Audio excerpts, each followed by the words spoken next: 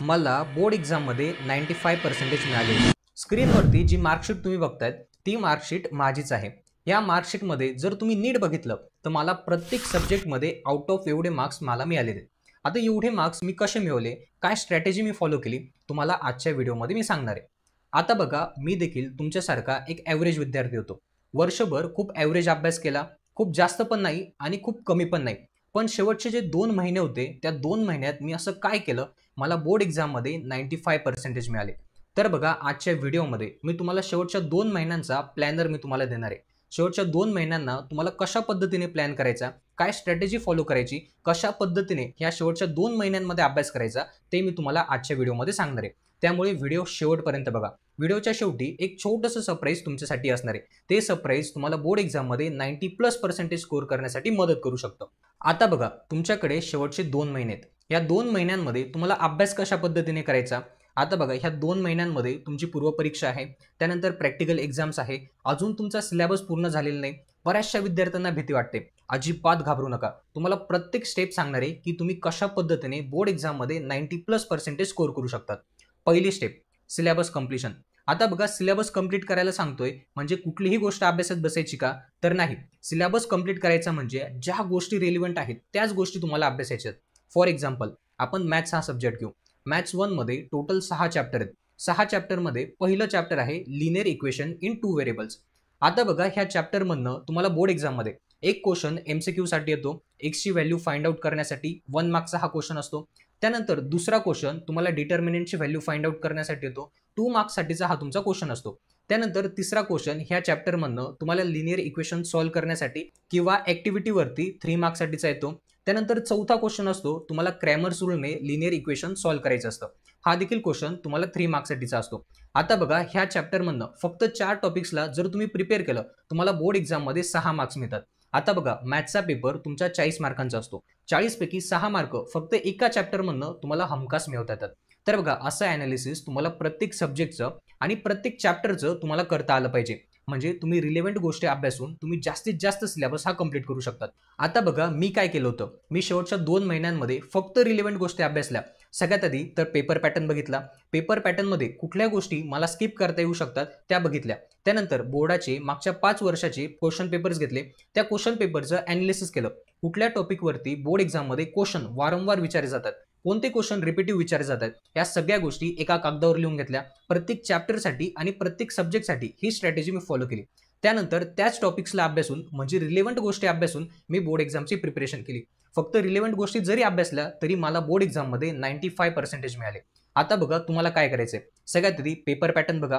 Paper पॅटर्नमधनं कुठल्या गोष्टी तुम्हाला स्किप करता येतात त्या आयडेंटिफाय करा. बोर्डाच्या परीक्षेमध्ये वारंवार विचारले जाणारे जे टॉपिक्स आहेत त्या टॉपिकची प्रिपरेशन तुम्ही जास्तीत जास्त करा. अशा पद्धतीने तुम्ही कमीत कमी वेळेमध्ये जास्तीत जास्त सिलेबस हा कंप्लीट करू शकतात. आय होप की तुम्हाला सिलेबस कशा पद्धतीने कंप्लीट करायचा ते तुम्हाला समजलं असेल. त्यानंतर दुसरी स्टेप, तुम्ही जे अभ्यासलेलं आहे त्याची रिव्हिजन देखील करणं तेवढंच गरजेचं आहे.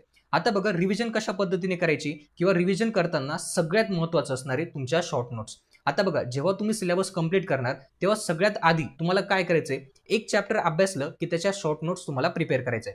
तर बघा, बोर्डाच्या परीक्षेच्या आधी तुम्ही अभ्यास करताना संपूर्ण पुस्तक वाचू शकत नाही किंवा संपूर्ण गाईड वाचू शकत नाही. त्यासाठी तुमच्या शॉर्ट नोट्स तुम्हाला कामात येतात. आता बघा, शॉर्ट नोट्स तुम्हाला तयार करायचे आहेत आणि त्या शॉर्ट नोट्सची तुम्हाला रिव्हिजन करायची आहे. आता बघा, मी तयार केलेल्या शॉर्ट नोट्स कशा होत्या, 15 मिनिटांमध्ये संपूर्ण चॅप्टर रिव्हिजन होईल अशा शॉर्ट नोट्स मी प्रिपेअर केल्या होत्या. म्हणजे बोर्डाच्या परीक्षेच्या आधी एका दिवसामध्ये संपूर्ण विषय अभ्यासला जातो अशा शॉर्ट नोट्स मी तयार केल्या होत्या. सेम तुम्हाला तेच करायचंय. तुम्हाला प्रत्येक चॅप्टरसाठी आणि प्रत्येक सब्जेक्टसाठी शॉर्ट नोट्स तयार करायचे आहे आणि त्यांची रिव्हिजन तुम्हाला करायची असणार आहे. त्यानंतर तिसरी स्टेप, हे सगळं करत असताना तुम्हाला डिसिप्लिनमध्ये असणं फार गरजेचं आहे. आता बघा, शेवटचे 2 महिने तुमच्या हातात आहे. 2 महिन्यानंतर तुम्हाला अभ्यास करायला कोणीही सांगणार नाही किंवा मॅथचे फॉर्म्युले लर्न करायला किंवा सायन्सचे क्वेश्चन पाठ करायला कोणीही सांगणार नाही.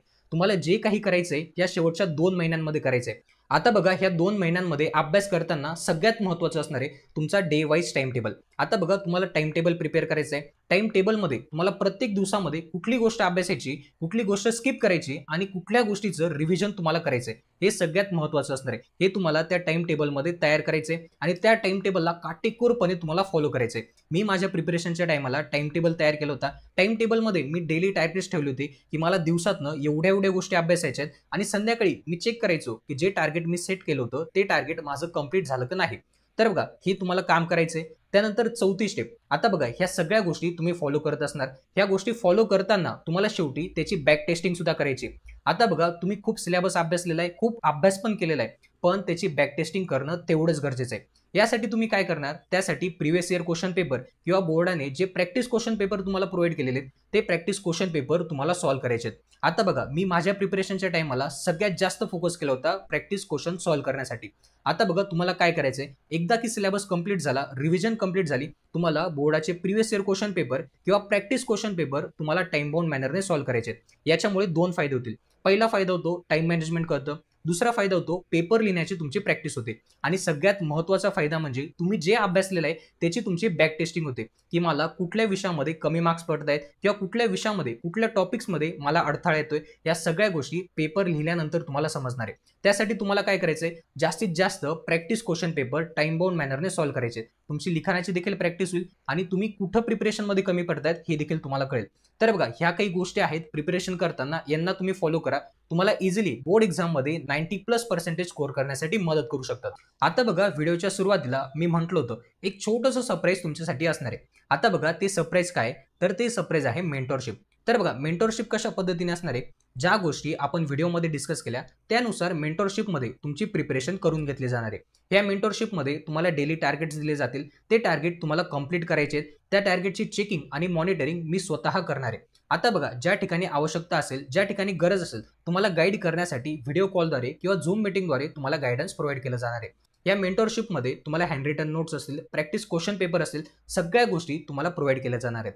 आता बघा ह्या मेंटरशिपमध्ये एनरोल कसं करायचं, डिस्क्रिप्शन बॉक्समध्ये तुम्हाला एक व्हॉट्सअप नंबर दिलेला आहे. त्या व्हॉट्सअप नंबरवरती तुम्हाला हाय मेसेज टाईप करायचं आहे. त्याखाली तुमचं नाव आणि तुमच्या शाळेचं नाव हा फॉर्मॅट तुम्हाला सेंड करायचा आहे. त्यानंतर तुम्हाला पेमेंट ऑप्शन प्रोव्हाइड केला जाईल. एकदा की पेमेंट कंप्लीट झालं, ह्या मेंटरशिपमध्ये तुम्ही एनरोल होणार. तर बघा ह्या मेंटरशिपचा कालावधी असणार आहे 1 महिन्याचा. मेंटरशिपची बॅच 1 डिसेंबर 2025 पासून सुरू होणार आहे. बॅचची प्राइस ₹799 असणार आहे. तर बघा तुम्हाला बोर्ड एक्झाममध्ये जर तुम्हाला 90+ स्कोर करायचे असेल, प्रॉपर गायडन्सची तुम्हाला जर गरज असेल, तर तुम्ही ह्या मेंटरशिपमध्ये एनरोल करू शकतात.